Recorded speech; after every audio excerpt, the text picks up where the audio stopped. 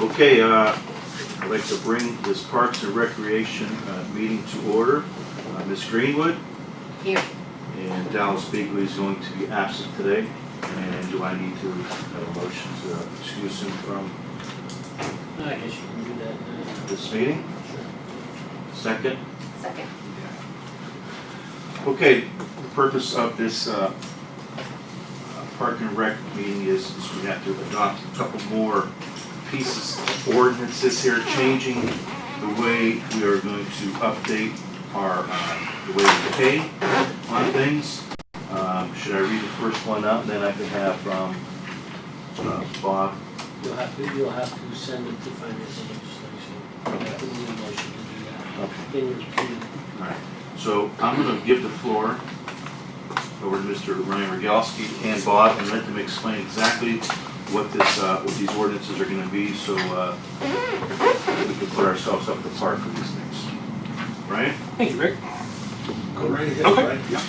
All right, so the ordinance in front of you there, you will see that in the red, those are the additions or changes that we've made to the ordinances, and then we have a couple strike throughs there where we just rearranged some of the wording. It may have been some grammar issues, or it may have just been a straight change. So this is the ordinance adopting the rules and regulations governing the rental and use of the Struthers Multi-Purpose Center, and made part of the codified Chapter 959 Motley Park. Section 1, Struthers Multi-Purpose Center reservations. Actually, let me back up. Let me preface this. The whole reason that we're changing the ordinances around is twofold. One, we want to start accepting credit card payments, so people can start doing credit card payments through our online services, Bookia, which is our reservation service, and Square, which is our merchant. The other thing is that this ordinance, the way it is written now, and should it be so adopted, this gives the superintendent teeth should we have any incidents at the park where someone rents the meeting center or the pavilion and they do damage to the property. With this new system, we can require that they put a credit card on file with us.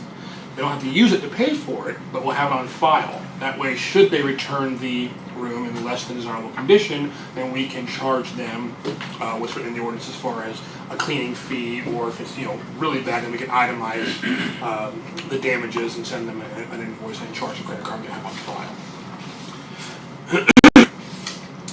So I'm going to try to go over each one of these step by step, or Does anybody have any questions on which ones were changed? Did anybody ever read any of these ordinances? And if we need to explain it to you, we could go through each one of them. I see on the back here, you're striking number 5.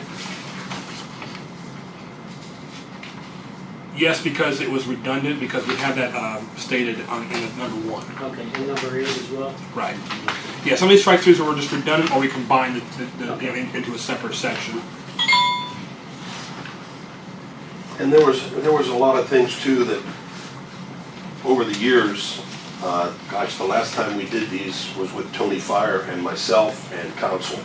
And after we presented this to council and we had everything written down, we found that there were still things that were left out that should have been in there, that we've had problems with in the past or requests for in the past. So we felt that it was time to really do them all over again and get them in line, not only for the credit card, but because of the costs involved on going with Square and what is going to happen as far as, and Ryan can explain this a little bit more, we felt at the time now to rewrite the ordinances that it was a good time to raise the price on our rentals.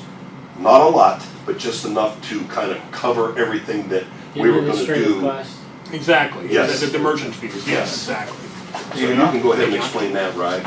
Certainly. So the standard cost per transaction, whether they do it online through Bookio, or if they come in, actually we'll have a point of sale machine in the mayor's office as well, so they actually can physically scan a credit card and do it there. That's 2.9% per transaction plus 10%. That's Square's fee. It's taken out the top. There's nothing additional that Chrissy has to do with accounting or the auditor's office and finance. It's all done on the back end, which she was very happy about because it doesn't require her to do any more work. So by raising the cost of the rental fees, it will offset those charges there. There are different steps, and I didn't do it as an attachment, but I can include it. There are different fees on how you take the card. Again, online transactions, in-person transaction are 2.9%. If you do it over the phone and actually hand key a card number, it's 3.5%. That's the only two differences there. And that's pretty standard no matter which merchant you go with as far as e-commerce online solutions. I chose Square only because I use Square personally for my side business. I've had a very, very good experience with it. Never had any issues with it. Plus, it integrates with Bookio, our reservation software, so it all can be tied together. Has the police officer rate increased as well? Yes, it has. Yes. We addressed that in the ordinance. Yes, I called Chief Roddy personally and talked to him about it, and he said at the time that they were rewriting a lot of their things too in the police department. And I asked him, I said, you know, Chief, I said, this rate's been $25 forever. I says, I think you guys are at least worth $30 an hour, so we're putting it up to that. And the increase on the rentals, it's only $25 compared to what we were doing before for the hall and for the pavilion. And we're still providing a great service to the citizens of Struthers at that price, because what they get for Yellow Creek down here, the astronomical amounts that they're charging for that lodge down there, I mean, I didn't feel that it was justifiable for us to do anything more than $25 at this time. And it covers the cost on the rentals as far as Bookio use and credit card use, and still, you know, we have a little profit built in there too, so. So we have two different resolutions, one for the pavilion and one for the hall? Yes.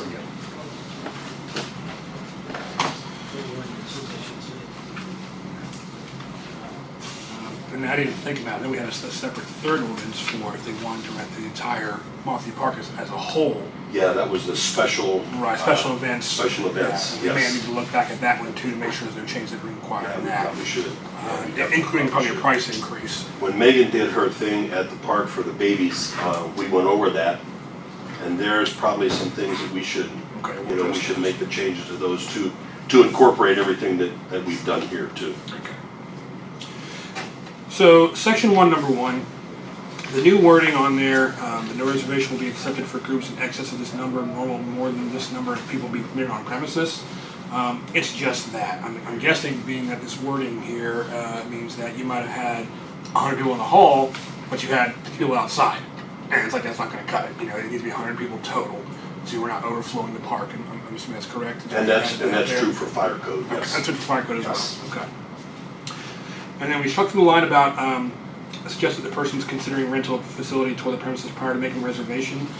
Due to people basically working at the same time Bob works, it's very hard for him to visit the park at 6 o'clock at night to fill looking for the facilities. So what we've done is, you want to turn around and look at this. We've incorporated the Matterport 3D VR virtual tour into our website. So this is a 3D walkthrough of the building, which allows people to, again, virtually walk through each section of Monty and tour the facility. We can also use these call-out tags to identify certain things in the area, what they are, hat and coat room, so on and so forth. The other thing we're able to do as they walk through is we can also put in your capacity, how many tables and chairs we have available, how many people can seat.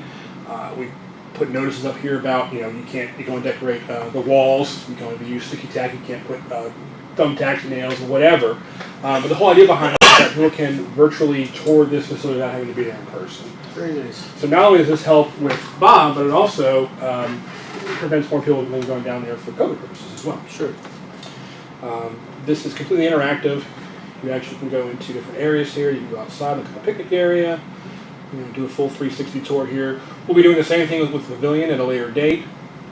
But again, this way people can walk through the entire room, the bathrooms, the kitchen, so on and so forth, and do a full tour of the facilities and get an idea how they want. Very nice. And this is available on all platforms, tablet, PC, what have you. So. Very nice. Good And job. as far as saving time for myself and my guys, it's hard to make appointments sometimes when you're cutting grass every 3 days and you're out in the field, or doing whatever. And people want to come at 5, 6 o'clock in the evening, and I tell them these are the hours, they're not available. So now I can just say, just go to the website, there's a virtual tour on there, all your questions can be answered. Whatever question they have, Ryan's got it in there that it can all be answered. And if I could digress for a second too, the reason that we wanted to go with the credit card situation is because I am to the point where I'm pretty tired of chasing people for money.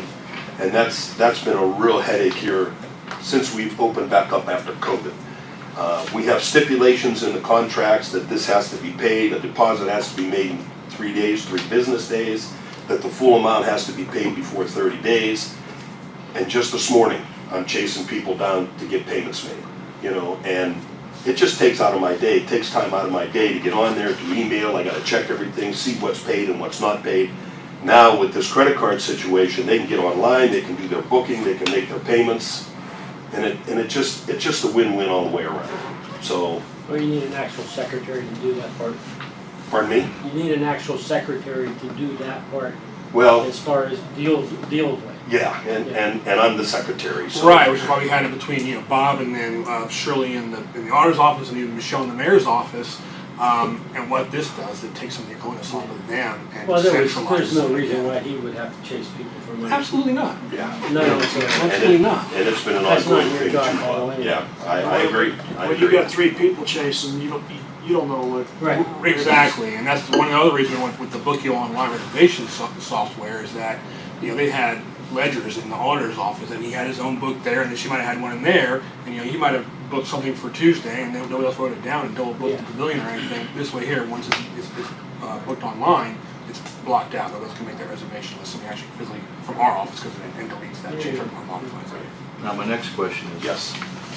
When people go on there to, you know, do this virtual tour and everything else, and then they want to book, are you gonna have, is it gonna show open dates available, or are they gonna have to call you directly? Nope. Oh, it It's shows right- open dates. I It's just right walked here by. online, yes. It's nice, it shows, Yeah, yeah, if they're taken already and. perfect.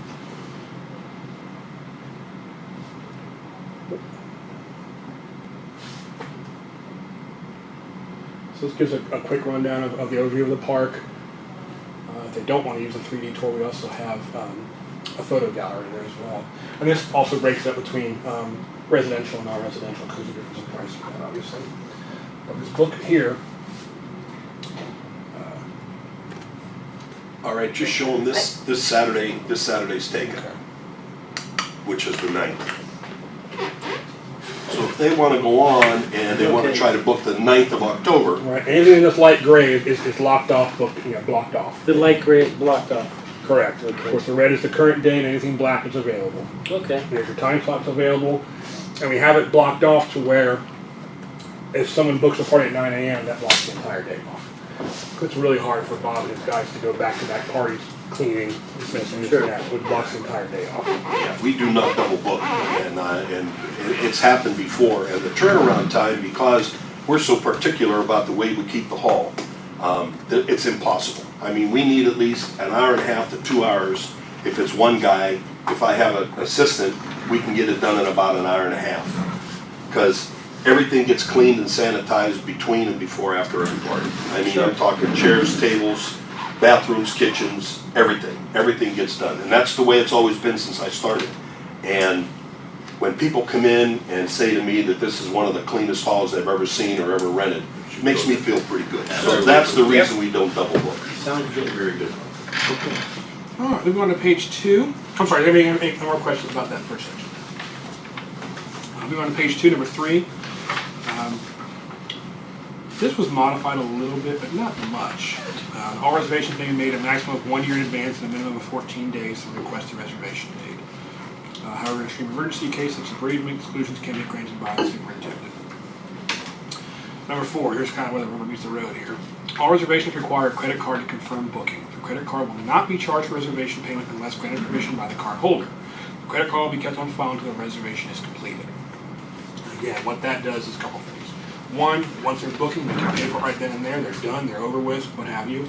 2, it allows us to, again, rather than chasing money, 3 days comes, the reservation's at risk of being canceled, we can call and go, hey, we got a credit card right here on file. Let's go ahead and just charge it for you today and be done with it. Okay, great. I couldn't make it down there at work, whatever. And then 3 also for the security deposits. That's probably the most important thing. Bob can definitely attest more to that with situations he's had in the past where people have rented the hall, signed the agreement, blah blah blah, messed the hall up, and scattered the 4 ways. We have no meat in the current ordinance to go after these people financially. Is that correct? Right. Okay. And again, we may have to modify the long form to make everybody sign as well. We have to make some additions to that to coincide with the ordinance. Yeah, we'll have to go over that with John. John wrote that up for me, so we'll have to make some changes there and present it to him. Again, number 5 was struck through because we addressed that in number 1. There's change number 6. Number 7 is where we up the price of the rental. For residential residents, it goes from $125 to $150, and for non-residents, it goes from $150 to $175. We've also reduced the time frame of when the money is due. It was previously 45 days, now it's likely to be 30 days. We go a little bit further on number 9 here. We also say, in the way the order is written now, the cancellation policy was a little ambiguous. It read one way in one section, and it kind of read the other way in the other section here. So this way it's clean cut. It says, if they must cancel, then no refund will be granted unless the original reservation date can be rebooked. In such an event, all the monies minus the non-refundable deposit will be refunded. However, in certain cases, such as force majeure, deaths, etc., a full refund may be granted. Final approval rests on the Parks Superintendent and Parks Committee. And see, we felt that, a lot of people, had made a deposit. And, we didn't want to put the auditor's office, through the hassle of refunding this and that here. So we just made the deposit $50 non-refundable, period. You want the hall, you're going to put the deposit down. If you cancel, it's non-refundable. That's it. So you better make sure when you cancel, you got your date set, everything's good to go. Absolutely.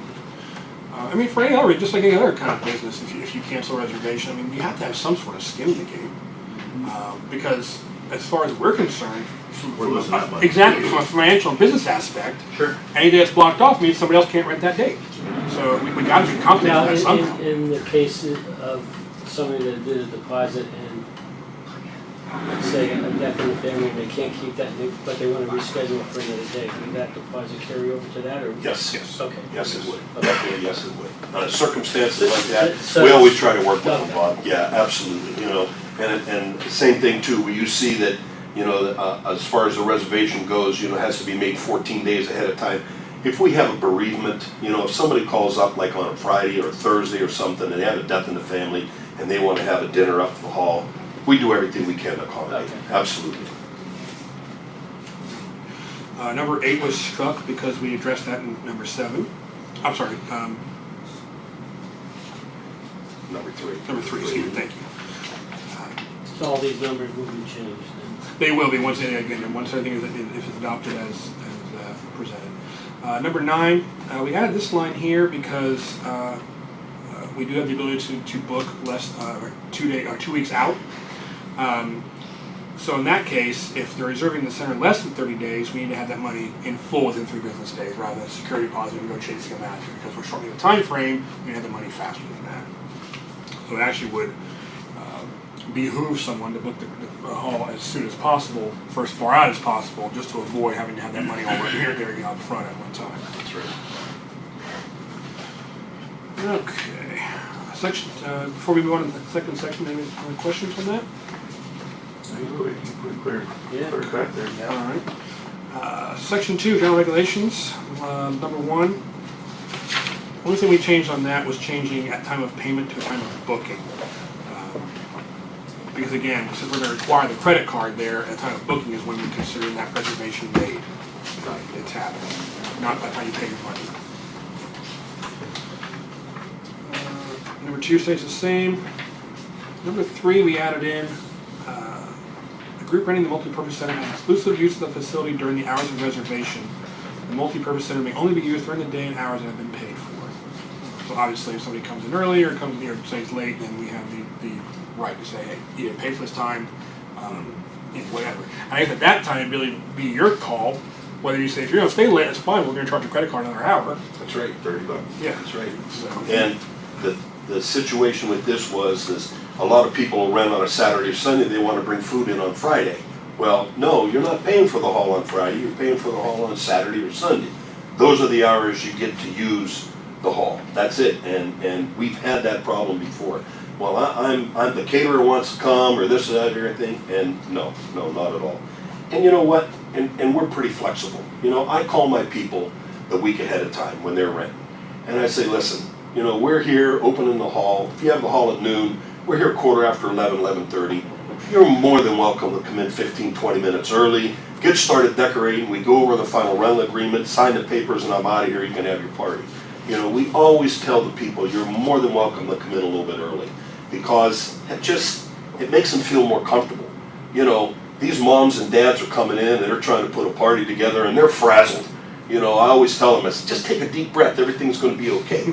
But they come in and they wanna get started decorating and everything, and I always tell them, more than happy to have you guys come in early. within reason, of course. Yes, within reason, right. Not 2 hours. Number 4, we added the language for the multipurpose center may be decorated during the day, and we added end hours reserved only for, again, that same reason. We addressed the ability to decorate the hall using only sticky tack or similar reusable adhesive. We may want to strike that line and just say sticky tack. I'm not sure, because that can be a little ambiguous. Yeah, could be. And when I say that, because I know, like, you've had some people use like 3M, those command strips.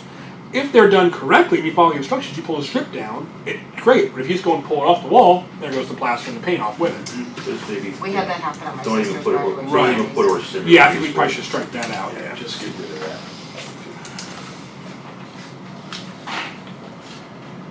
And while we're addressing that, I'll ask the same question. Is that something that we want to provide to make sure people are only using that, or? No, I think No. it be stated. Okay. And they'll be Okay, responsible. just want to throw that out there. Number 8, this is an addition out of necessity.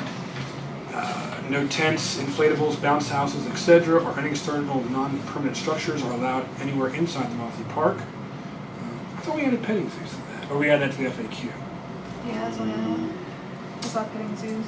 Okay, do I have an old copy? We put that in here. Oh, I'm That's having an old copy outside. here. Okay, I have an old copy. Okay, there it is. And again, petting zoos was added there because they've had that question before. Yes. So, Yes, we have. with ordinances, with laws, you want to be as straightforward and as crystal clear as possible. You don't want somebody to come back and say, well, didn't say I couldn't do this. Well, there it is right there. You don't want to leave anything to ambiguity, I suppose. And in the past, the way we felt, and this was even from the previous administration, you know, somebody wants to put a tent up, that means, okay, you're gonna have a lot more than 100 people if you're putting a tent with chairs out behind the hall. And you can't have it. It just can't have it. It's just because of the fire code and everything else. So we decided that, oh gosh, I think this has been in effect since I started 5 years ago. So yeah, it just can't be. I agree. And number 6 was added, absolutely no alcoholic beverage are allowed inside Monthly Park premises at any time, no exceptions. Excuse me. But now that I read that, we may need to amend that as well, because we do allow alcohol inside the meeting room. Where are you reading that at? Where did I miss that? Am I? You're on the wrong one. Yeah, because You're being a pavilion. Am I? I'm sorry. Oh, I am. So I've got 3 different copies floating around here. Number 6. Okay. We passed. No, I'm sorry. You're right. So mine was missing the petting zoo.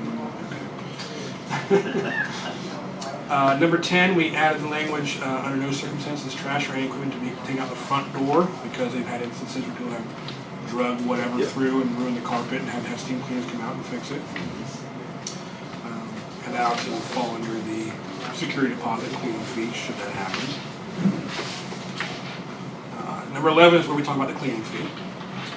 If the Monthly Park superintendent determines that the multi-purpose room was not left in reasonable condition after the completion of the reservation, a cleaning fee of $50 will be charged to their credit card on file. Furthermore, if any property damage is incurred in the multi-purpose room or all chattels contained therein, A fully itemized description and invoice for the damage will be mailed to the responsible party. Failure to pay this invoice could result in criminal and/or civil prosecution. That's the teeth that I need. Yep. That's what we're doing is $50 with the credit card.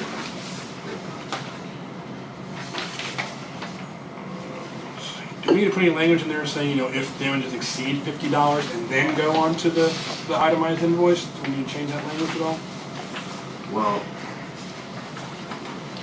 I doubt if anything's gonna be under $50. right, and obviously, clean card. Sure. we could put something to the discretion of the supervisor Okay. on what would be, how much the damage would have been. Okay. Be under discretion of the Sure. supervisor. Okay. All right. Okay? Very good. Okay? You know, with that? Yeah, because we have in here about fully itemized description and invoice of the damage will be mailed to the responsible party, Right. so. that's Essentially, that pretty much- $50 cleaning fee would cover if you clean your trash up. Yeah, That covers that, and we'll clean your crap up, but you're not paying $50 for it. This one, except the other one is about if you break anything. Right. Tables, chairs, equipment, what have you. right. Okay. Next page, page 4, number 12. All parties intending to serve alcoholic beverages must hire one off-duty police officer, and this is where we increase the rate from $25 to $40 an hour, with a minimum of 4 hours. This conduct must tell the police department directly to make the arrangements. And this is where we also address the possession and consumption of alcoholic beverages is permitted only within a multi-purpose center, whereas the use of alcoholic beverages in the parking lot and lawn areas is prohibited. Possession and consumption of alcoholic beverages by persons under 21 years of age is prohibited at all times. Let's see, number 14, we just did a strike through of attendance to attendees, just as a language sentence agreement. Then we changed the reference to section 1, number 3 to section 1, number 1. Number 15, again, just sentence agreement, we changed it from all city employees get to all cities receive. And we added a one-time discount per calendar year instead of a year, just to make clarification it's not a rolling 12 months, it's a calendar year from January 1st to September 21st. We did not raise the fee for employees. That stayed the same, $900. Absolutely no guns with struck through and put firearms are permitted in the multi-purpose room or anywhere else inside Monty Park. 1718 was untouched. Section number 4, number 1. This is where we really want to address the cancellation policy because again the previous ordinance was a little ambiguous as far as what the procedure was. So reservations may be canceled by giving a minimum of 30 days business notice either to the Mossy Park Superintendent or the Mayor's Executive Assistant. In the event the renter must cancel, the refund will be granted unless the original reservation date can be rebooked after cancellation. In such an event, all collected monies minus the non-refundable security deposit will be refunded. However, in certain cases, this just restates what we had in the previous. It is. It's just Section number 7. It is. It's giving it its own section. Section 1, number 7. That's Reference almost the that same directly. thing. I got you. Section 4 was just renamed Section 4 because of the shipping things. Nothing changed in non-discrimination. It's a standard non-discrimination policy. Section 5 is where we did the rate increase as well. From $175 up to $200 for residents and to $225 for non-residents. And then $30 an hour for anything over 6 hours. So I think we're previously $25 an hour? Yes. Okay, so we got that to And the only problem we're gonna run into with that right now is that I already have every Saturday in June, every Saturday in July, half of January, half of February, and half of March booked already for 2022 at the old rates. Right.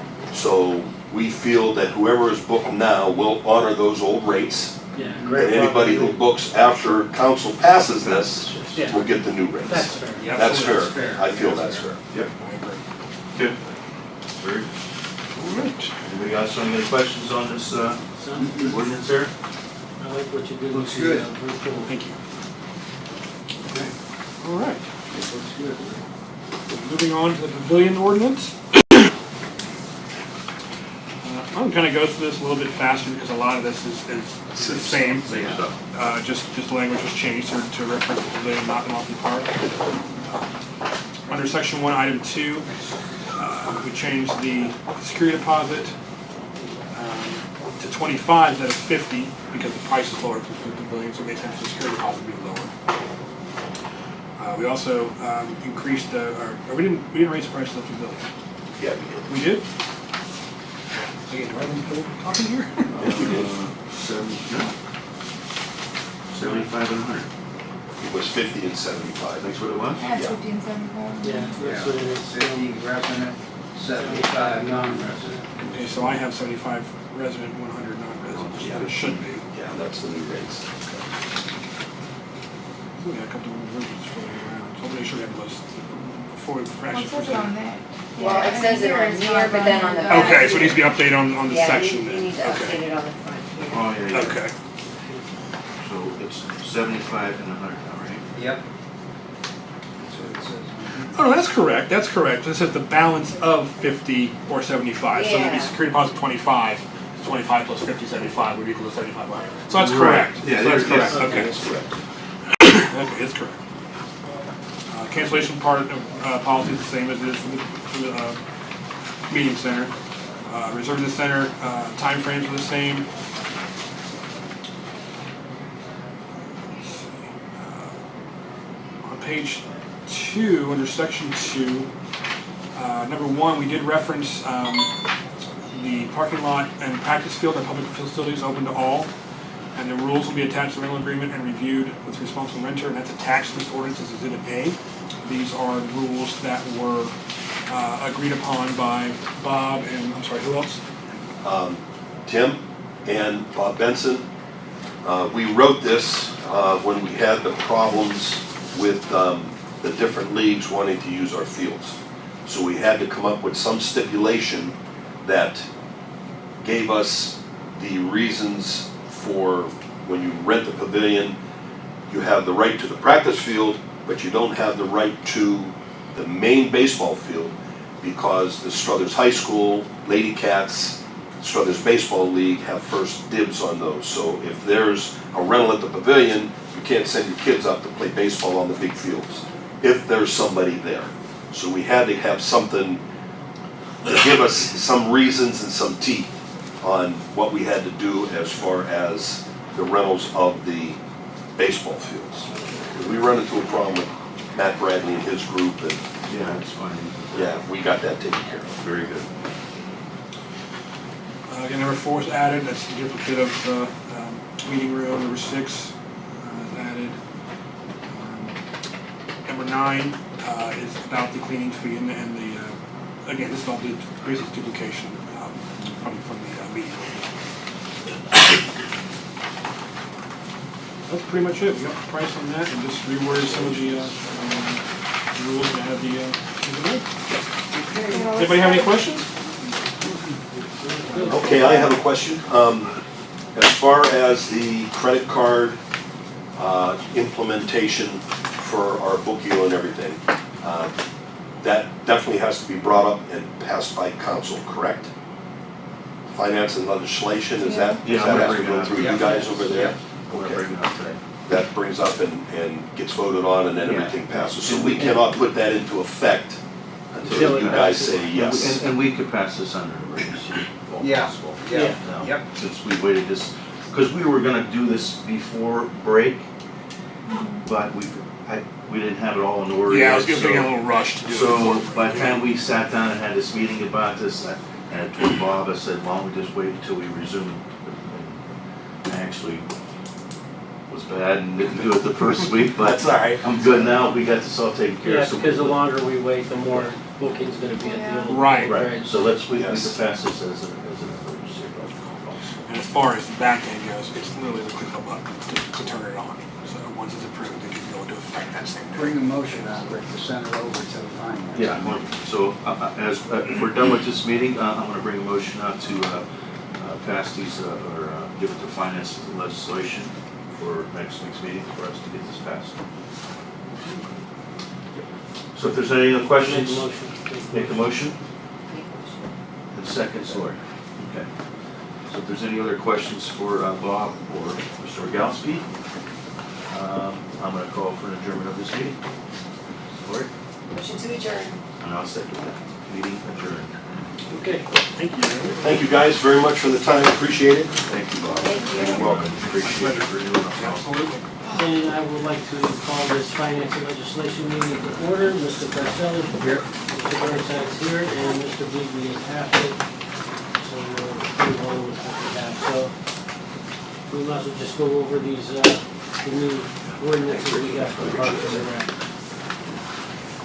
So we have an ordinance adopting the rules and regulations governing the rental and use of the Struthers Rotary Pavilion at the Mockley Park and made part of Struthers Codified Chapter 959, Mockley Park, Section 959.02, Struthers Rotary Pavilion, repealing ordinance number 18-014 and any ordinance inconsistent herewith and declaring an emergency. Need a motion to bring it up? Motion. Second, House.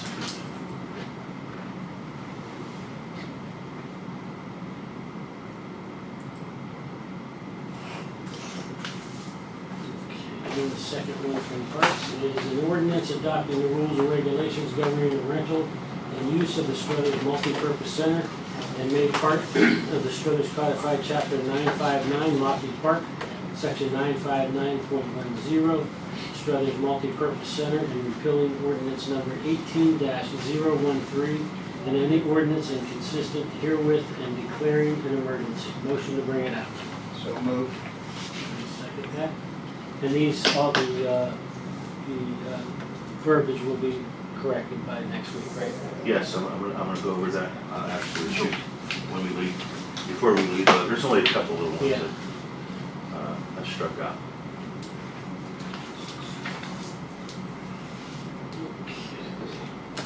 And it looks like we have 4 other pieces of legislation here. So, let's see, this one is from the law director, an ordinance creating chapter 1307 of the codified ordinances of the city of Struthers, Ohio, to provide for the abatement of public nuisance existing on real property within the city and declaring an emergency. John, or? Bob, if I may, Yes. can you bring them all out? Because I'd like to go in a specific order to talk about them, because there'll be does that make sense? Or can we back up and do a different one first? Which one do you want me to do first? Let me do the grass one first. Okay, yeah. Let's do the grass one All right, let first. me check this out. Sorry, Paul, I should have said something prior. Let me see. That would be the ordinance, the email September 21st, I believe it would be. It probably was your last one that you had in your mailbox. Yeah, it's the last one.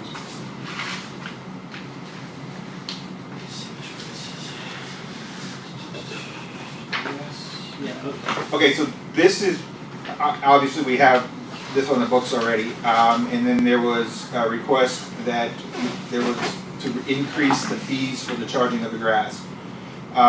We have within our ordinance right now, it states that it's $100 for lots 12,000 square feet or less, and $150 for 12,000 or more. What I did was, we are amending this ordinance to provide that the fee to cut the grass will be set from time to time by resolution of council. This way, if we ever wanted to increase the fee later on down the road, we don't have to go back in and actually amend the ordinance. We could just pass you guys could just pass a new resolution adjusting the fees accordingly. In addition to that, I did make 2 other changes. Well, one other change, I'm sorry. And I know that there was some discussion when the last time we amended this, Ed Wilds was the safety service director, and there was a lot of issues with having to notify people before cutting the grass. The more and more I got into the other items that we're going to talk about today, the more I felt that in order for us to be able to assess these charges to the real estate taxes, probably should have some type of notice. So I also amended the resolution to provide that the safety service director or his designee shall serve the owner of the property with a written notice upon the first identified violation per calendar year. And then the notice shall also state that the owner has 3 days to cut the grass. The notice shall state that if the work is not done, the cost will be assessed, could be assessed against the property, and that any subsequent violations concerning the property during the calendar year shall require no further notice. So it would just be a notice one time per calendar year to the person who hasn't cut their grass, and then after that, there would be no requirement to produce or to provide any notice to the person to cut the grass. And I think that the notice is important just to put the owner on notice of the fact that these fees can be assessed to the real estate taxes. I think that's fair, and probably the right way to do it. The only thing that I realized as I was looking through this, as I was sitting here waiting for Parks and Recs to finish up, is I do need to add something in here just to say how that the notice could be served. And I will add that at a later date, sometime before the next meeting or whenever you guys decide to come out with it. But that's really all this does. Well, there's no emergency clause on this, so we're gonna probably go through readings on it. Whatever you would like to do on that. I don't know if there's necessarily, other than, I think the main concern was just increasing the fines. We're at the end of the year now anyway, Sure. so take it to 3 reads. So that's that, and then you can go ahead with Joey, whatever order you want to go. This here, Joe, is pertaining to that H Street. Yeah, well, I want to bang this one out first. Okay, This, let's take care of this one with the grass. yes, okay? okay. So we have an ordinance amending 521.15 of the codified ordinances of the city of Struthers. Do a motion to bring it up. Motion. Second.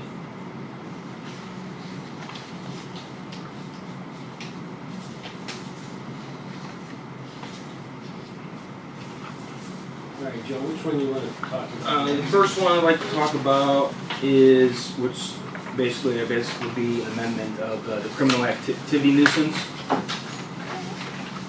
chapter 532. Now, just from what this is worth, I did not have an opportunity yet to actually put this in legislative form, but as I told Megan, it's simply, the title of the ordinance is going to be an ordinance amending chapter 532 of the codified ordinances for the city of Struthers. And what this is, we have this already, and it got to the point where we've actually sent out the nuisance, you know what I mean, if we're there 3 times in a year. As far as actually starting to find somebody, John looked into a little deeper. He wasn't real comfortable with the wording, so I asked him to go back. And listen, with everything, I was on John hard last week. He put I like to think I helped. I mean, my ideas were all his brain. You know what I'm saying? I was on him aggressively, and he put 3 things together to put in front of you, so I really greatly appreciate that. But this is something we had on the books already, but he tightened it up so now we could actually start to put it in play. So it's basically the same nuisance. He rearranged some things. So again, if Was this our 3 strikes you're out? yeah, but now the way it was written, and I don't want to speak for John, but I believe he said he just wasn't comfortable with the way it is. Him rearranging it this way, now we could start to be a little more aggressive and start the finding process, which would go through his office. Yeah, I think the one that we have on the books now said something to the effect of, one of the issues I had was it said the punishment was a civil crime, or it was something weird. I'd have to look, I'll look it up when I'm talking. Go ahead. But he just didn't like the wording, like I said, whether it's civil crime or something like that. So it almost. So do you? I was saying he felt like it would almost have to be the same exact crime, like have to be 3 domestics in a row in order to do this. We tightened it up a little bit, so a nuisance is a You don't have nuisance. this under emergency. Do you need this under emergency? I don't have any thought in legislative. It is. No, I was going to say whenever he gets to it. I mean, the sooner something like this is done, the sooner we could. I can get it. I can certainly get it in legislative form before next Wednesday. I just didn't have an opportunity to do it yet. And we can discuss. We're going to bring it out next week, but if it's under emergency, we can vote on it. If it's something that you want to implement right away, if you're having a problem with some of the people, I think. You asking me? You guys know how I get down. I'm going to ask for everything I present to you to be under emergency, but that's your call to make. Yeah. Well, no. I'm going to give my case, and you guys make the best opinion you can. Since we already. I would say that's emergency, especially for this one, because we already had it. We just made it more effective so we could continue to use it. It kind of put we used it, and then right before we started putting the teeth into it, we're hitting people in their pocketbook and making them. Okay. pay for the penalty, Right. now we can get right back to doing that. So it's I'm- not like it's a I'm whole gonna- brand new all thing. right, I'm gonna say that it should be under emergency condition. Wait, before you Yeah, leaving sure. that? Yeah, I'm good, that's, I want to make sure everybody understands the procedure, because there's still a couple things I think we need to talk about on that I have not yet completed because I didn't necessarily know if it was my call to make. And again, everything that is in anything I ever present to you guys are just suggestions. So if you look at what would be the first, well, under definitions. under definitions, the first page. Start with B, nuisance activities. These are all the activities that can be declared a nuisance activity.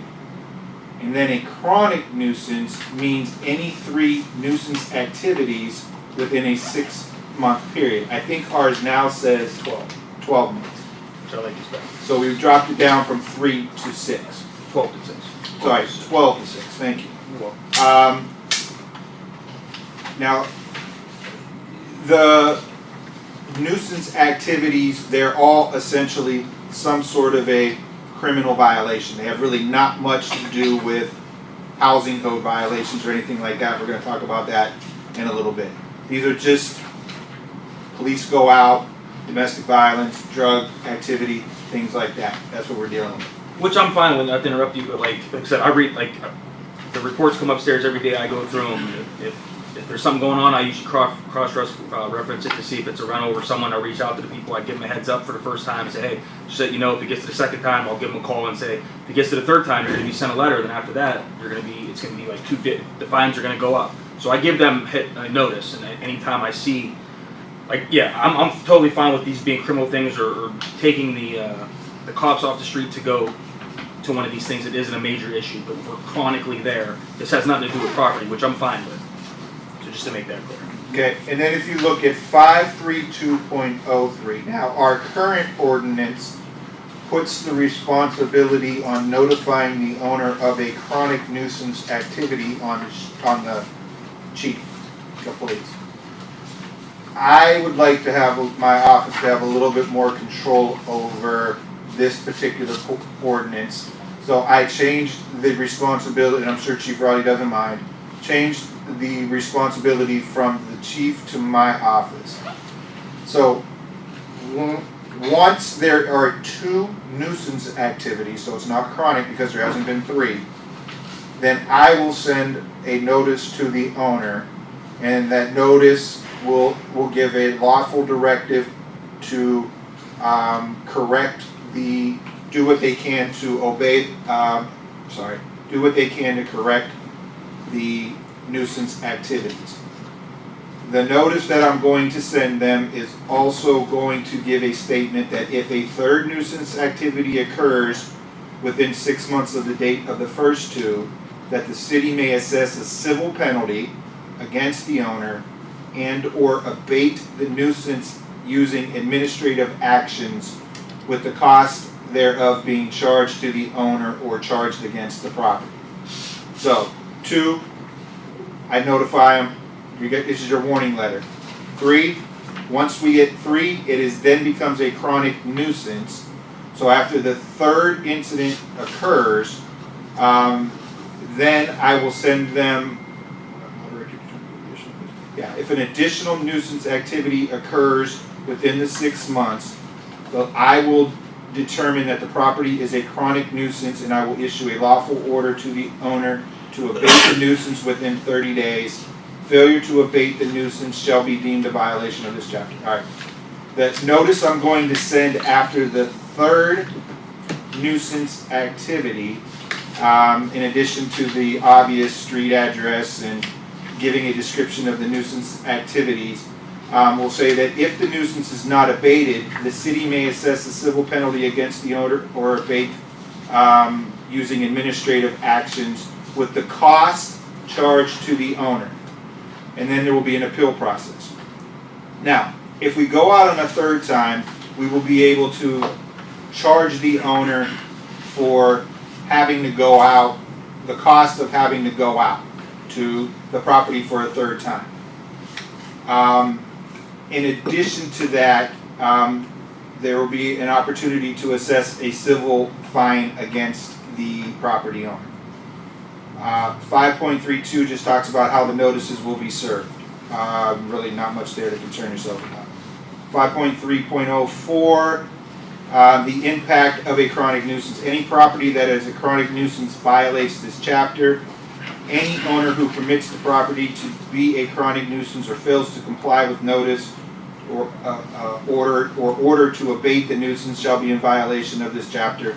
And then I increase the penalty to whoever violates this chapter is guilty of a misdemeanor of the 3rd degree. After a property has been deemed to be a chronic nuisance, the owner shall be charged for the actual cost of service by the city for responding to each subsequent nuisance activity at the property. E says, as an alternative or in addition to criminal prosecution, the Safety Service Director or his designee may, at the request of the Law Director, assess a civil penalty against the owner who violates any provision of this chapter.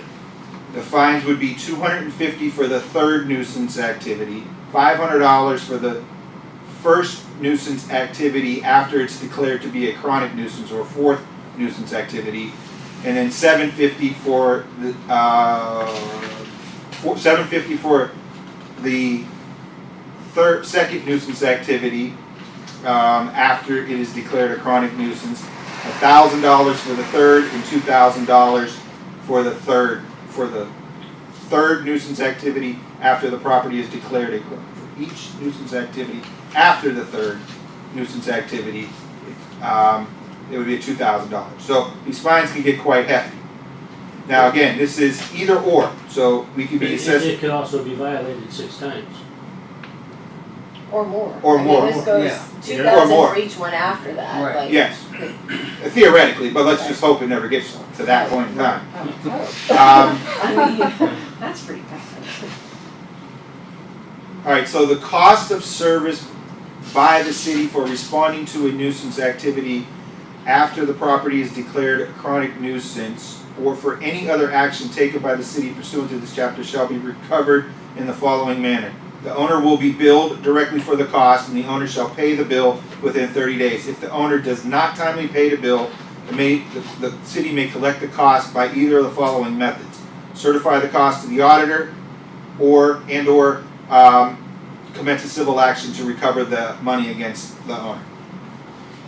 This next part is what I think was important to me, and where I was having issues with our current one, is I liked something in there that establishes what exactly can we rely on and what exactly is our burden in trying to establish a property as a chronic nuisance. So it says that to be a nuisance activity, the city must be able to show by a preponderance of the evidence, which just basically means more probable than not, that nuisance activity has occurred. A criminal conviction is not necessary. The city shall have the initial burden of proof to show by a preponderance of the evidence that the property is a chronic nuisance. If the city satisfies its burden of proof, the property shall be determined to be a chronic nuisance, shall not be determined a chronic. So this is an out right here for the owner of the property. So a defense. I as property owner can show that my property is not a chronic nuisance if I do one of these things. The owner was not the owner at the time any nuisance activity occurred. I think that's only fair. The owner has knowledge of the nuisance activity but has promptly and vigorously taken all actions necessary to abate the nuisance activity. The owner did not have knowledge of the nuisance activity and could not, with reasonable care and diligence, have known of the nuisance activity, and upon receipt of the notice, the owner promptly took all actions necessary to abate the nuisance. And then finally, the owner is in the process of eviction. So, owner gets notice, they start an eviction action, they're doing what they can to try to get the tenant out of the property, and I think that's what we ultimately want. And so I think we might want to, go a little lighter on take that into consideration for So the police property. reports would be a paper trail for that. Correct. And I should touch base on that. It is super organized. Like I said, I get them every single day. I read through them. If I believe it is, I flag it. I give it to Michelle. Michelle's got a spreadsheet. So she has the copy of that, the date it went in, and then like if it's a multiple offender, you know what I mean, she'll be like, Joey, this one's up to 3. That's when I would take all that, I'd go downstairs to Cindy, or I'd get all the reports, she'd print them out for me again, you know what I mean? I'd take them down to John, I said, and you know, So within the last 6 months, we've been here 4 times. 3 police reports would give you probable cause to call it a nuisance. Oh yeah, that's what I'm saying. And now it goes from 12 months to 6 months, so now we can start to clean things up and it gives us teeth, so instantly, like I said, you know, I said 9 times out of 10 it's more than likely a rental, but that's not fair to say, you know, sometimes it could be, Ron could be a nuisance, he owns his home, he's not a rental, you know what I mean? If the cops are at Ron's house 3 times, Only accounts of nuisance. yeah, then This is Ron, for the owners. whoever owns the property, that's, I think that's, and John always says that's who we want to target, you know, is whoever owns the property. Does this happen a lot? Is this something that like, I mean, There's a lot of money sitting in that computer right now, but we didn't set the fines because he wasn't comfortable until we do this. So as soon as this, I mean, there's going to be probably some things going on. Yes. When we look at this on Sector Street, you know what I'm talking about? The nuisance up there? Once it's passed, Okay. start using it. Yep. Okay.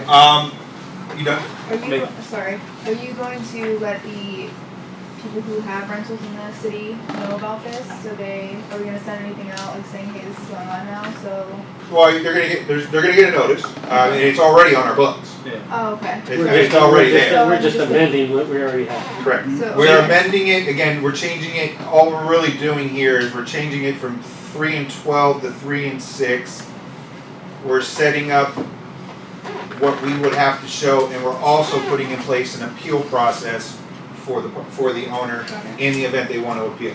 Okay, And we're adding the civil ability to issue the civil violations. okay. Now, the appeal is what I want to talk to. 53206, all that basically says is this is something we can do in addition to everything else we can do. Not one, just because we take one course of action doesn't mean we can't do something else that we're legally allowed to do. That's really all that means. 53207 is the appeal. Now this is what I want to kind of talk to everybody about. Right now, as you know, for our demolitions, we have in place, most of our demolition appeals go to the Board of Building Appeals, and that's the 3 private citizens who sit on that board, and I kind of like it like that. What I don't know if I necessarily, and this is going to be a common theme throughout most of these ordinances we're going to review today, setting up an appeal that maybe doesn't, because we might start getting, after we go through the rest of this you'll see, we might start getting a lot of appeals on different things coming in. I don't know if we necessarily want to inconvenience 3 private citizens as often as I think we're going to need to inconvenience them especially at the beginning. There are different ways that these things can be addressed. These appeals can be addressed. I've seen them where we have a board consisting of the mayor, law director, and a member of the zoning committee for you guys. So one of you guys would sit on the appeal board. I've also seen it, especially in cities as small as we are, where the appeals, any appeals on these get directed to council as a whole. Council as a whole is now involved in making decisions on whether or not these are in fact justified. Joey would have to present, Tim would have to present all of their facts to the board, owner would have an opportunity, and then council would get an opportunity to vote on it. I don't really care, I don't care how we do it, I just think that something other than having it go to the Board of Building Appeals, I don't even know what it is anymore, Board of Building Appeals, is necessary. So that we're not dragging these guys in all the time for appeals. So I don't know, I guess I'm going to throw out, does council have any thoughts on being an appeal body? Do we have to, will it be during A council meeting. council meeting? Go right into new business. We're here anyway. And I think it gives you guys the opportunity, like I said, I know when I was on council it was frustrating making the laws, and it's like no one was ever, it's like why are these things being enforced? So now it gives you guys, I know if I was on it, I'd be all about it, you know what I mean? I agree. I make these laws, now I get an opportunity to, So it would be under new See 'em business through. at a regular council meeting, that's fine. Yeah. and I'm assuming it would have to be a 4, there's 7 of you, so. It'd be a majority vote. Majority vote. Majority vote. Now, I don't know, some people might not, that's something you got, I'm just throwing it out there. Do we need another ordinance for that? Well, I would have to, whenever we decide what the appeal body is going to be, I gotta change it. So I don't necessarily know if this one's actually ready to go out under emergency. At least not right now. I think we have to have a little bit more conversation about it, maybe Of course I want it, but I want it done right too, so. maybe not this coming council meeting, but maybe 2 weeks, 3 weeks. Well, even if, hopefully everyone's healthy and everyone's here next Wednesday, you guys, everyone can at least agree on that part of it, then he can get to work and present it to you, Mm-hmm. and then we can pass it under emergency. Should we even bring this out then? Because if we bring it out, yeah, No. without. I'd rather not bring it out, because I don't No. want to send it to 3 Yeah. readings. Right, okay. Then we won't even bring it. So, I mean, if you guys, I think it should be tabled next Wednesday, if Yeah. you're gonna allow to We do won't, that. we'll Jimmy, just, you're here, they we'll can- just table it now, we won't even bring it out. Well, I mean, you obviously gotta want to get Dallas and Balak's opinion. Yeah, I wouldn't even present this to us then, not yet, Okay. until it's ready. Or then maybe, well, again, I don't know. he can't present it until he has your. I don't know whether council's gonna be okay with that, whether we have to explore other options. Well, you can, So I guess- you can explain it in caucus next week to the whole council. Yep. And take a roll call vote on whether or not we wanna do that. I mean, we could ask you guys now, and then we could call Balak and Dallas between now and then, and then give you an opportunity.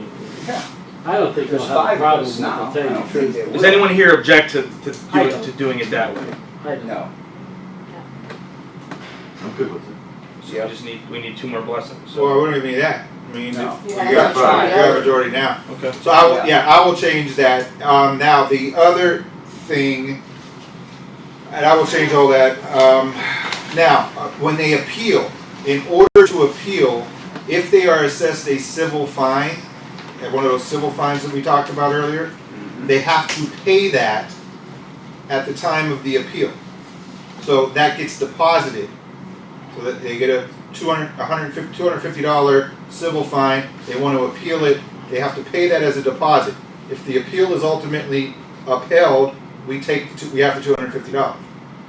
If the appeal is denied, overturned, they overturn Joey's decision or whatever, we give them back the money. Okay. Now, we'd also put in place basically a hardship waiver.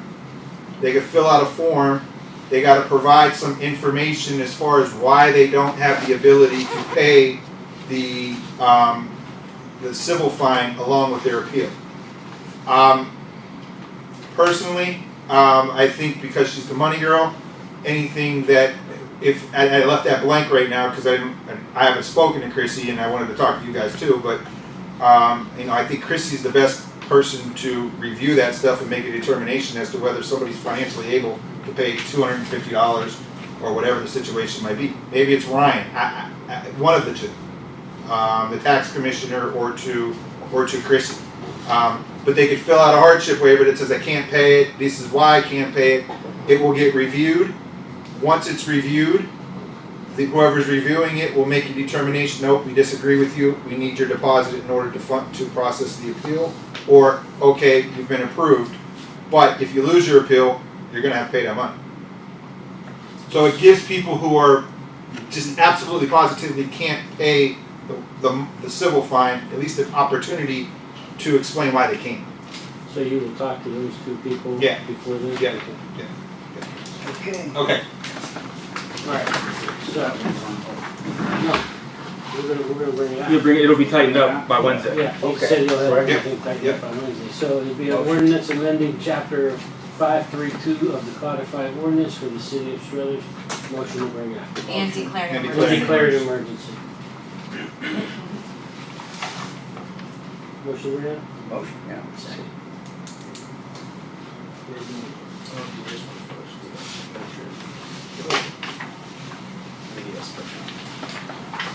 Which one are we gonna do next there, John? I'd like to do the one that says an ordinance creating chapter 1309 of the codified ordinance of the city of Struthers, Ohio, to provide administrative enforcement of property code violations and declaring an emergency.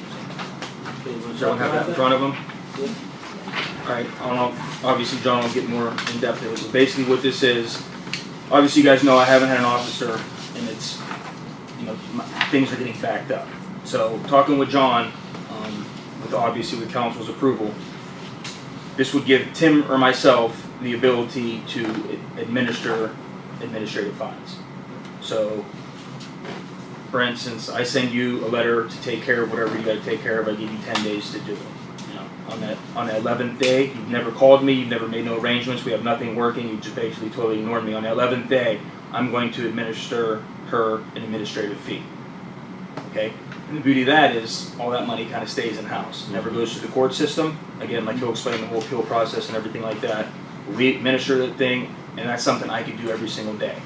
Obviously, he's busy, he's not here every day, so like, obviously I can find people every day. I don't gotta find an officer, I don't gotta go find John. I just get my book or whatever system we're gonna use, I send it out, or he'll get in depth. And we all know how slow the court system is too, Yeah. so. Because obviously that's how, you know, it goes now. Like we cite somebody in the court, they come in 2 weeks later, then they come see, if it's their first time they see me, then they don't come back to court for another 60 days, and it just drags on and drags on and drags on. God forbid COVID, whatever, you know, may happen. This way, 11 days go by, I give you an administrative fee. 12th day goes by, I give you an administrative fee. It just racks up, racks up, racks up, racks up, racks up, and start hitting people in the pocketbook. And when that money does come in, and he'll get in depth to that, however it comes in, it doesn't get split up 9 ways through the court over here. All that money comes So directly you're back to just us. issuing the fees, you're not collecting or anything like No, that? I'm not gonna touch we'll never touch no money, no. This is great. So this would have helped during, for instance, the study situation. Well, this is gonna help me moving forward, so obviously, I'll have to get with the administration and how we're gonna do it, whether it's an official letter every time, or I gotta get an actual ticket book to sell, because he has different ways I can post this, whether it's directly on the property, handing someone the envelope, or certified mail. So there's also speeds things up. Sometimes you send certified mail, if I send you once, you sign for it, and you get it again, you're like, I don't want that, you refuse it, and then it takes another 5 days to go to Cleveland and come back to here, and then we're not doing that. So I send you the certified mail. If it comes right back after that, I'll probably just post it on the property. Being that's what I can do.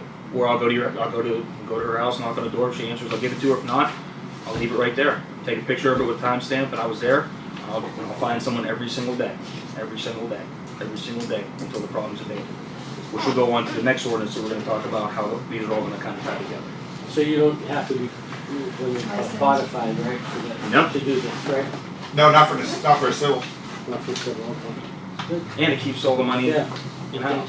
And in time, like he said, we get this thing going, then when you guys are doing the budget or whatever, you could get with Chrissy and you kind of start a fund to start doing other things that we're gonna go ahead and talk about in the next thing or whatever, but that money, all that money, so if I give her a fee for $100, now if we're finding someone $100, we get $20, you know what I mean? Maybe. I think Now the- we'll get all that money. Yeah, the hope is that, when you go through the court charges court cost of $105 for the first charge, and then $45 for each additional charge. So I, as the prosecutor in a small town, when somebody comes in and they're not people with a history of doing this, I have to take in the fact that they got to pay the court cost. So what do I usually fine them? $5, $10, $15. Because they've corrected the problem, they were cited, they corrected the problem. I don't feel I should bang them if they don't have a history of this, because they already got to eat the court costs. This way, we get this money. Yeah, the court. And this money, all of this money, the hope is that, we talked to Chrissy about this the other day, and I think the idea was it goes into the general fund, and then you guys, at some point in time, see what's coming in, and then allocate money later on down the road to Joey, maybe from this money, to help abate nuisances, which is going to come up in the next ordinance. Well, would she create like a line item Yep. under a certain category and then just keep the money in there? Yep. But- Yep. So maybe not a line item. But an So actual. I thought she said not a fund, and she did say a line item. She did say, I don't know, and if she's listening now, I feel stupid, but she did say there was, because I kept saying line item, it was other thing, or I was saying the other thing, and she was saying it was a line item. But nevertheless, the money comes into you, you guys control where it goes. I think a line item is easier for her to distribute, I think. Again, that's a Christie question, but she'll be able to see that money coming in from administrative fees, and then you guys can decide, stay in the general fund, you could build a sidewalk, whatever, I don't like, I mean, Yeah. that's what you guys decide, but then we could start maybe being a little more proactive with things and. So are these people still getting cited? Or no, they're not really getting You cited? do either or.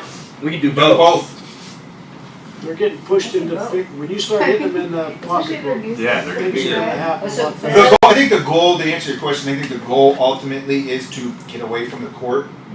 Unless we absolutely, it's there in our back pocket if we need it. But I think the goal is to enforce some of these more administratively than through the courts. Right. Also, if they're cited in the courts, it's technically brought up on as a criminal case through the courts. Sometimes it's justified, a lot of times it's not justified. If you got a car parked out in your yard, I always was bothered by So the fact that this it's could be classified. at the discretion of Joey whether it needs to be. Yeah, and honestly, Well, like, that's something I wanted to talk to you about right now, as this exists. I did put it so that it is safety service direct, it's the responsibility of the safety service director or his designee. Safety service director can certainly, in that case, designate it to Joe. We talked about, when the administration met to review this, we talked about maybe, and we just wanted to see how you guys felt about it, instead of even making it the responsibility of the safety service director, just make it the responsibility of the code enforcement officer to do this. This way it is within Joey's discretion, and Joey doesn't have to check to see what the safety service director, Well, Whenever he's dealing with that on a daily he's basis. dealing Yeah. with. He's Right. I agree. the building, Should be with him. and it probably should, but everything always seems to run through the safety service director. So I didn't know if we wanted the safety service director's eyes to always be on it, or if we wanted to leave it to just. and leave it to obviously, Joe. I'm gonna let the administrative know, On Tim, your- the on mayor, your I'm monthly letting everyone know what's meetings, going right, on, right. but it's like, if the mayor's got meetings all day and Tim's not here all day, I'm not gonna wait a day, you know me, I'm gonna, Right. we're gonna get on it, we're gonna get on it, and then when I see these guys, I'm gonna say, hey, you know what I mean? Yeah. This week, these are the things I've administrated, these people have either called me, and I'll be the first one to I'll throw a fee out if the problem, I don't wanna, obviously it's nice bringing money in the city, I don't wanna see nobody get in trouble, I just want this city cleaned up, and it needs to be cleaned up now. And we need to get aggressive with it. Now. My opinion. Yeah, I So agree. you're gonna make the call on how much you're charging these people, or is it? Well, no, they would be based I off of. wish. It would be No, in there it's by your rules, you're Right. setting this up, you're saying $100, and again, these are just We're recommended just amounts. giving him the authority to find these. Right. Fine, right. Now, I do have a question on this, John, $100 for the first violation, $250 for the second violation, Every day's a violation, so I cite Lori $100 on Monday. go on Tuesday. Tuesday it's I mean, if you $250. wanted if you want to be a prick, if you wanted to be, yeah. But it has to be the same violation. Yes, That's it. yes, Same right, yes, violation. yes. So if you go Monday and there's one violation, you go Tuesday, there's another one, it's $100. But Or if she didn't correct the first violation, in a proper time that you gave. yeah. Right. Yeah. This is not going to change the way I'm doing things. I always, if someone needs gutters or roof or something like that, it's going to be 30 days. If it's grass, it's 24 hours. If you And I use want my people to discretion. come out and do it. Well, and I tell people, Yeah, I just especially want, right now. as long as they call me within that 30 days, and they're legit and they have an honest plan, Joe, I got a contract, all right, just send me the information you got. Sure. Obviously, Yeah. I know people are backed up. So It's your the people that discretion. ignore me, that just think they can just continue to come in the city and do whatever they want and they have no repercussions. So I send you a letter for your roof or whatever, you don't do nothing after 30 days, you don't even contact me to let me know what's going on. On the 31st day, you're getting cited. And best believe, on the 32nd, 33rd, and we're all the way up. We'll end up owning your house at the end of the day. I don't really, that's not what I want, but that's what it's going to come down to. It's the way it should be. What are rules? Yeah. Just like Don always said, people come, we've heard people come in and go back, the first thing I learned in court, this fees are so, I would just talk to people and I'd just say, listen, just plead guilty, I'll give you a $5 fine. Okay. Because I know the next time they come, they've already pled guilty to it, so the charge goes up. Then we can go after them a second. But again, getting them then you gotta send the letter again, and you gotta get them back in the court. So it's getting them to that second charge, it takes 6 to 8 months. Right. Nothing's getting done. And while we're waiting for this one case to get done, you got 9 other problems going on. Mm-hmm. This gets me immediately, like I said, and going on to the next thing we're gonna talk about, how this will all tie together to, I think will make an instant impact and change in this. And again, Joey issues a civil fine to somebody. and they feel that Joey is, what did the guy say, picking on him? Yes. For picking on him. Yeah. And they want to appeal it. There's an appeal process in place. Again, the ordinance as it sits here right now is drafted, the Board of Building Appeals it would go to. But again, I don't think it should go there. I think it's something that if we're gonna use council could take a look at that as well. You guys can see, and I'm sure none of you would have any problem with telling Joey he's off base in issuing a fine. Hurt my feelings. If you had to, and we would expect you to. So there would be, to appeal those administrative fines, you can also do that through council is, I guess, the hope especially if we're gonna do the other one through council. So then you guys would Joey would present his argument, property owner present his argument, you guys would decide whether or not it's valid. I agree with that. Looks like we're gonna have And it to gives you wait guys, like I back said, up you to guys make legislation, now it gives you a little bit, Yeah. to stand on. Like, Right. To back you, this, Right. we put this in place for this reason. And if I'm wrong, like I said, obviously, I'm aggressive, I'm gonna go after these people, and there's gonna be that one situation that, someone's gonna tell a story, and it's like, oh, that sucks, and maybe you guys go, that's your decision. But I'm gonna keep it moving, you know what I mean? I'm gonna keep going. Right. Like he said, we have to make an impact, we have to make an impact now, and it has to be a more timely, it's like we live in Ohio, so you get so many months of good weather to actually Right. get out there and do most of these things that need correcting.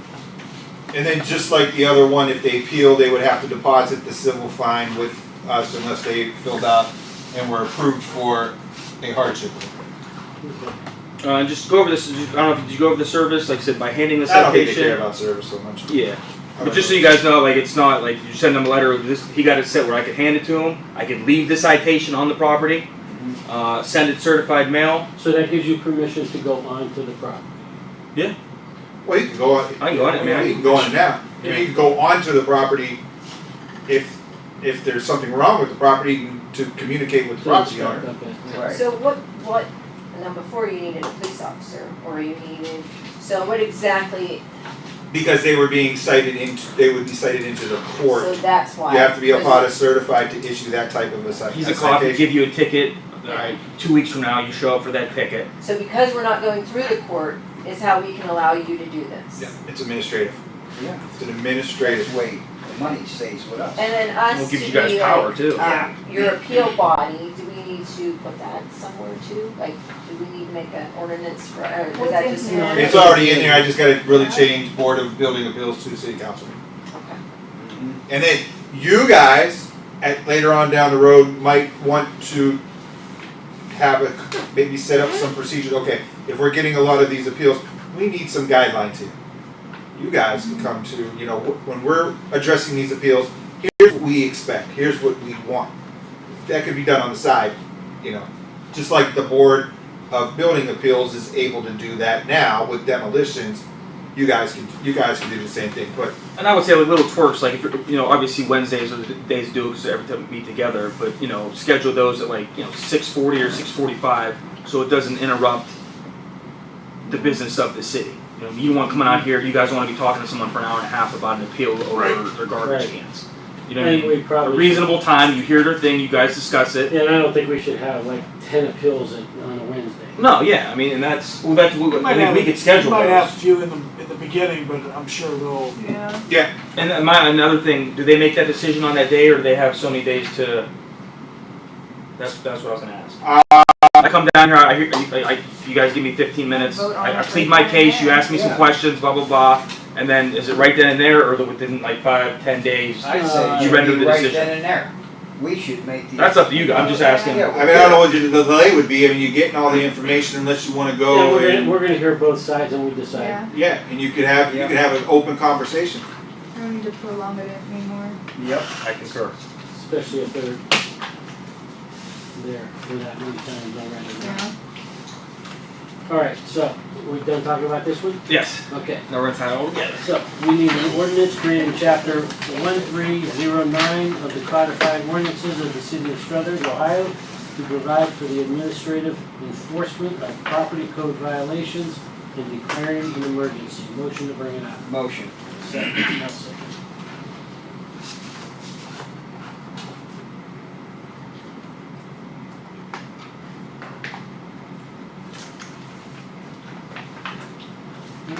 And this is the last one.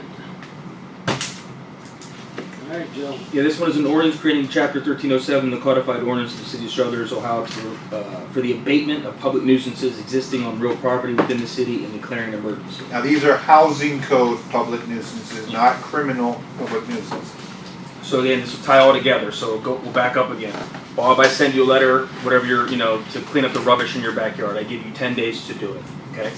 10 days go by, you don't contact me, we have no plan of whatever. On the 11th day, I'm going to administer an administrative fee to you. Also, on that 11th day, I'm going to send you an abatement letter. And days, I think, might need to be changed because we worked on these at separate times. I think the appeal process is like 30 days, but I think it should almost be 14 days. So on the 11th day, I give you an administrative fee, and I also send you a letter saying you have 14 days to abate or appeal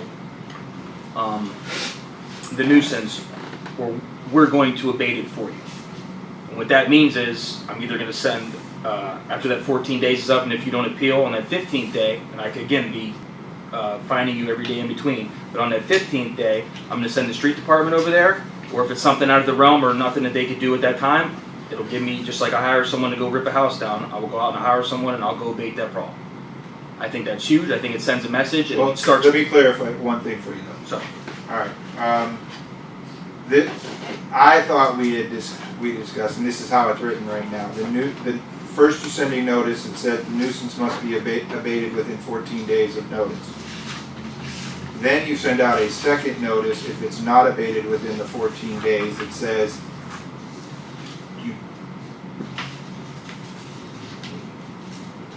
I almost think we should change that. We should. abate the nuisance. Abatement of, so you send out a second notice that says you didn't abate the nuisance in 14 days. We're now coming out to abate the nuisance for you after 7 days, is what we had talked about. So 21 days. So you're telling them, here's your 14-day notice to abate it. If you don't abate it within that 14 days, now I'm gonna send you another notice that says, you didn't abate it, we're coming out to abate it after 7 days is up. And then the appeal that I have in here for this particular one was set at 21 days for that reason. Okay. Because I didn't During that whole process, they'll have that time to appeal. they would have the 21 days to appeal. So again, let's back up. I sent Bob a letter 10 days ago. On the 11th day, I sent 14, you're talking about, I think. Well, I'm saying if I give him 10 days to abate his problem, the normal letter I would send. Okay. I give Bob 10 days. He doesn't do anything, doesn't contact me, has no plan of action. On that 11th day, I'm going to start administering administrative fees. And then I'm also going to send him another letter saying that you have 14 days to abate it. Or you can do your 14-day notice when you, instead of doing That's what I the think. first one. Instead Don't of just doing take the first one just out. give them the abatement rate, I read from the get-go. When I sent, 14 days, after that, then he has Put it all another in one. 7 days to do it, or we'll bring a company. so they have, so we're going to make, you make it, they have, within that 7-day period, that's when they get a appeal. They would have a total of 21 days to appeal because we're not coming out to abate the nuisance until 21. at least 21 days have gone by. What you're doing is 14-day notice. Now you're giving them notice, so if it's a This is after the first letter, or this is the letter? porch is falling down, 14-day notice, fix your porch, or we're gonna come and we're gonna abate your porch for you. 15th day comes. 15th day comes, you didn't abate it. We're coming out to abate your nuisance after 7 days expires. No more notices are required. And I Go. can also give administrative fines during that process. Yeah, absolutely. So then they have the full 21 days to, this way you're putting them on notice that you're coming onto their property after 7 days. So they're getting 2 letters, one with the 14 days, Yep. and then one with the 7 days. Yep. And that's why, because you're going onto their property to abate a nuisance, that's why I felt that it was necessary to try to give them as much notice as we could, an opportunity to appeal. So what if it's something where, But at the same time, we didn't want to give that, if it was an urgent matter, yeah, what if it's something Wait. I gave Bob 3 days to do it? I'm still not gonna send a 14-day letter for something that needs done. He got your trash, raccoons ripped up all your trash in your backyard, just trash everywhere. I'm not Yeah, giving I you think that would 14 be days. judgmental on your part on Yeah. whether or not it's an actual So up to construction 14 job that days needs is to the be done. max, yeah. You know, it's something like Well, garbage, they can clean up I'd say themselves. There's an emergency abatement. I mean, Okay. you got emergency, it says the safety, well, right again, safety, it's under the direction of the safety service director, but if it's okay, we could change it to the code enforcement officer. But if the property is dangerous and constitute an immediate threat to the health, safety, welfare, then you can go out and abate the nuisance. Just like demolition. And 8 out of 10 of these is going to be like people with overgrown bushes, weeds, trees, the grass needs cut, they got a mattress laying behind the garage. And I think that would be your general notices. I think these drastic conditions would be your abatement notices. I think you'd have to use your own judgment on that. Or you would just give abatement notices. saying And everything you what did. we talked about with Joey when we met with when the administration met also is, we want Joey to have this ability to do this. But we think that doing this should be used with discretion Sure. and only when absolutely necessary, and we believe that most of his power to get people to do what they're going to do is going to come from the administrative funds. But we want Joey to have this power again, but we hope that it is used judiciously. Obviously, I'd be more like, if you're a repeat offender, like there's like 4 or 5 people I can think right off the top of my head. Like, I'm not, you know, I would use that power to, I would send abatement, you know what I mean, and then like, But see, at after this 21 days, point, I'm going to abate this it. would be, like, you're giving out regular, fines now, issuing letters now. This is kind of a different one than what they're doing right now, right? So this would be a more serious offense, and I think we'd have to use your judgment on which one to deliver. You know, whether you give this person the 7-day or the 21-day notice, the 14 days and 7, or you just give them the one, you know, like 3 times and then you charge them. You know, you wouldn't give an abatement for this for garbage. You know what I mean? Or you would be giving these all the time instead of the other option that you were doing. Correct. Right? And I think that's the goal. That's good. That is cool. Also, like you said, if you got, like I went to a house today, it's just trash spewed all over their driveway and their house, and it's like, and obviously animals are getting into it, there's trash everywhere. Like, Well, that would be your judgment whether or not just to give them a regular fine or do this. yeah, I mean, almost like I tried making contact with people, like, you need to clean this up now, or we're gonna come clean it up, and we're gonna charge you. But then you would have to give them this, right? Unless it's an emergency. I would consider that an emergency. Okay. I think I would too with trash floating around. Okay. What Well, that's about, what That's when I, You'd that's have when to- I you'd asked have him to tell, Trust his judgment on whether or not to deliver this notice or continue on with the other. It'd all be within his discretion. Yeah, okay. So are there fees like already set in stone for like if we have to go and remove a mattress or a vehicle or Well, something like that? well, I think that's the beauty of it, like, Tim obviously being at the street department, I would tell them, listen, if you guys gotta take time out of your day doing the city business to go do this, you charge. But then again, if they had trash pickup, they would take that. Yeah. Right Yeah. now, they would take Yeah, that. Right. you call and Tuesday or a Saturday. mattress or something Well, like that, yeah. they'd have to, Call first. they would have to call and take care of this, or if we gotta come in and get Well, it. then yeah. Anything trash related, you got a week, because it comes every week, But trash yeah, comes every week. if it takes more than one guy to lift it into the thing, you have to call. But otherwise, whatever you put out there, they will take. So Yeah. if you have trash pickup. Unless it's a large So, item. and that's, That's if when you they're, have if to they call. don't, if Well, I'm they- just saying, like, if he sends the street guys over to pick, I mean, that's but at if least there's $250, that's constantly expensive. trash there, obviously they don't have trash pickup, so you can find them there as Right. well. I mean, for other things, like if we gotta go board up a building, I'm not gonna ask, obviously we'll hire someone, I'm not gonna ask the street department to go cut down a redwood tree. I'm not gonna ask them to re-roof a Right, house, right, or side a house. You know what I right, mean, those are things that would have to go, obviously, where I couldn't be as aggressive. We'd have to come up with a more strategic plan, but you work with them. But yeah, Right. but at the end of the day, like I said, if we start getting this budget together, start getting money, and it's in the house, and you guys all agree and say, listen, this house is a nice neighborhood, but I mean, I don't know what I should have said or wouldn't say. We start to get a little budget, you know what I mean, where we could pay someone to actually go do the repairs, and then we lean their house until we get that money back. We're always gonna get that money back. That's the plan. We're always gonna get that money back. It's just being able to sometimes pay for an abatement or fix something. Like he said, like if your porch is falling off your house and you're telling me you ain't got the money to fix it, but your neighbor's gonna look at it every day. Yeah. Or the And, mailman's and gonna it's fall and through it's and it's deteriorating, you know, the But then value again, of we your have- neighborhood, We also have the chip program for that. Yeah. but not everyone gets the, I mean, not Not everyone. No, yeah. but I mean, So like I said, that's did you go to, like, right, did you go to Trip Pit, did you go, you know, we'll check all those boxes, but listen, we're not gonna go the whole summer and not, Right. and have your neighbors look at this. We're not gonna let these people move because they gotta look at this every day when they keep their stuff beautiful, you Well, understand? for, That's when we good need to step example in. is the porch on Center Street that was hit by a car. That was, which was brought up. But they have to wait for the insurance, correct? Oh, I thought you meant the other house on Center Street, on the back porch. Where we took the garage down. We took the Oh, garage. God, yeah. The house next to that, gorgeous. The house on the other side, gorgeous. It's not fair. Mr. Koch. Mr. complains Koch. about That's what I'm saying. It's not, and it's not fair, Mr. It's Koch. His not. property is gorgeous. It's No. not. So that's when someone said, listen, you need to take care of this or we're going to take care of it for you. I don't want to come, I don't want to, you know, spend the city's money to come do this and lean your property, No. but it needs to be done. Is there, I mean, this is just, I don't know if this is possible or not, but like for like these type of situations, like the trees and whatnot, would the city be able to contract with like a specific tree person where we can say, hey, like this is happening, like can you go do this, like we do with the demo people? Like can we do that for all of, You, like anything, like Chrissy said, anything under $50,000 doesn't have to go out for bid, so we could use whoever we want. Obviously, I'd rather keep people that are local, exactly, yeah, that's in what town I'm that I saying, like, know. Yeah. But I don't want to, you know, go crazy with the city's money either. Right. no, but yeah, I mean, it's good to have people that you can at least rely on and say, like, hey, you're gonna be part of, We work with more than one person to it, would it be, Chrissy said, you might have to get bids or, you know, at least get prices off Oh, a yeah. couple people just to keep us, They go with the lowest. Fair. Yeah. yeah.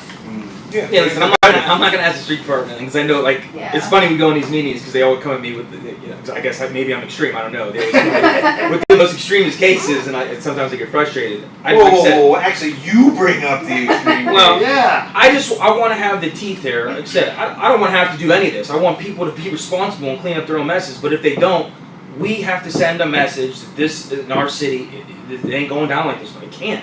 Right. No, can't go to. Cities like this right now, and it's up to you guys, us, everyone to do work together, help each other out to get it. And I believe this helps tremendously. Yeah. We hit them in the pocketbook, and in the pocketbook, give them notice, like he says, notice. Obviously, you know, with people like the guy on, there's a couple on Sexton Street right now, repeat offenders. One or two of them got a warrant out right now. You know, I don't want to walk on eggshells. I'll do the process like it says in here, but if it comes down to it after that 21 days, So if we need this, to abate that stuff. if this happens to be a rental unit, do you go after the landlord? He always wants to go. Whoever owns the property, so John wants Property to. owner. Which I think is, Always prefer going after the property owner. Okay. Well, because they Most- can the rental. most some of these tenants don't care. Yeah. Like, go ahead. Right. and now we're starting to get more information. But before, for my first 2-3 years, I didn't know what a tenant was. I didn't know who was living there. I mean, how do you go after somebody when you actually know Yeah. who's living there? Does So- this cover hoarding trash in the house or anything like that? We can't break into a It's house. viewable from Yeah. outside, Well- like it's an enclosed porch that's completely filled with. And this Unless is there's an odor. I think when you and I talked about this earlier. Right now, I think if there's hoarding, evidence that somebody is accumulating trash within the house, you get a search warrant. You go in, you take a look at the property, and the property could technically be condemned if it's that big of a health issue. Exactly. So we have that on the books right now. These people don't put trash out at all. So it's got to be going somewhere. But Yeah. and that's one piece of evidence. I think you would need a couple more photos. Right. Somebody who could say, "I saw the inside of their house and it was Right. blah blah blah." Exactly. But I gave you that hoarding ordinance to look at. If you guys put something together to kind of. I didn't bring it tonight. All right. Well, I mean, didn't you know, bring it. I just was looking it over now. just change some things, but maybe change that city and put Struthers, but Yeah. that covers basically everything I think you're talking about. I gotta bring that. Yeah. You know. Okay, yeah, we'll talk about it. But are you guys okay? I mean, I don't. I think this is a huge tool. Like I said, I know Tim thinks I'm gonna, go get a truck and just Plow the houses over. doing everything with these houses. I want to have that presence available, but again, like I don't want to turn this. I don't want to have all these tools and then turn it into a court process. Right. where 21 days turns into 60 days, and then we just wasted everyone's time here tonight. We gotta keep moving We forward. have to keep moving forward. And Too much to do. We have to be aggressive with repeat offenders, you know what I mean? I will work with anybody, but again, if it's the people that ignore me, that just think they can come in here and do whatever they want, that's when we have to step up and just, So is it doable? I mean, this is actually doable to where like, I mean, you're gonna have all these people you're going after. How is it gonna be all? At the beginning you will, but You're gonna be you know overwhelmed. what? You Yeah, get, I mean- you get half of them straightened around and the word's gonna get around that it's costing money if Yeah. you're not gonna, think about especially it, the if I give you- landlords. if I give you 10 days to abate something, okay, and on the 11th day, I started administering you fines, and then you get 14 days to do something after that. That's 14 days of me 100, 250, 500, 500, 500, 500, 500, 500. I'm gonna own your house, and you're gonna fix the shit. Right. So The these- city's gonna own the house, I shouldn't say I, the city will own the house. So what if Just these go up your people? legs. Well, this is, you're going after property owners. 100%. Right. Okay, so if they're not paying you, where's that money? Then they get Assess it to cited the in taxes. court, right? You assess it to, I if they gotta don't do pay this you, one. then you assess it to the taxes. Or we could file a civil lawsuit. Except they're local, he could file, I think, we could do it two ways. We could file a civil lawsuit, and if we get a judgment that taxes their wages, so we just get that money.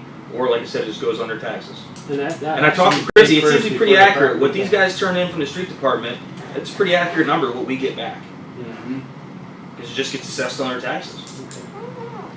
So we just have to change it to code enforcement officer, so you guys can bring it out, or you, Yeah, I'll make all those changes. Okay. You can bring it out, I'll make all the changes. okay. Correct, towards it. Because there's a bunch of them I gotta make to everything now. Okay. All right. So as far, just so let's walk through this one more time, and then not everyone wants to go home. But just like you said, if it's something, whether it's grass or trash flow, like something that would be under that time period, that would be considered an emergency. Is that what you're Right. saying too, John? Yeah, but again, I think I would hope that you would use this as a last resort option. Obviously, I'm gonna let grass go. I'm gonna let grass go a little bit longer. But if Let Bob them- has trash flown all through his house, I'm gonna try to make. If you're on the books, I'm gonna try to call you. If you're not on the books, I'm gonna come knock on your door. If I can't make contact with you within 24 hours, I'm gonna call the street department and say we gotta go clean this up. If they're unable to do it, then I'm gonna call someone and they're gonna charge the city, and then we're gonna assess it for taxes. We can't let trash just be spewed all over the place for more than 24, 48, 30. Stuff like that can't happen. Yeah. Grass, I'll do the same process. I'm not going to be like, go cut their grass right now or go hire a grass cutting company that's going to charge Yeah. ridiculous amount of money. But sooner or later it's going to have to get, we're not going to go 2 weeks without cutting the lawn. Right. Wasn't it usually 3 days for grass? Wasn't there usually like a 3-day? There was a 3-day notice. Okay. I think it was either 3 or 5, I don't remember what it was, but we I took. tell people 24 hours when I send them grass because it takes, by the time they get that letter, it's going to be 3 days. Yeah. Mail goes from here all the way to Cleveland, then all the way back to Struthers. It takes 2.5, 3 days before they even get it. Interesting. Anybody else? All right. Right, so we have, are you done? We have an ordinance creating chapter 1307 of the codified ordinance of the city of Struthers, Ohio, to provide for the abatement of public nuisance existing on real property within the city and declaring an emergency. Motion to bring it out. Motion. Second. Anybody have anything else for this committee? Need a motion to adjourn? Motion. Not second. Meeting I adjourned. was gonna get something for the committee. Were you? No, she was just being a smart ass. I just wanna stay till 8. Daddy's hungry. It's exciting, I have to admit. Yeah. Hey, did you check those houses out? John? Yeah. Yeah, that's not. Hey, while you're standing there, like, there's also some. We're off the air, right? Listen, No, there- we're still live. We're still live. Mr. C, where is this?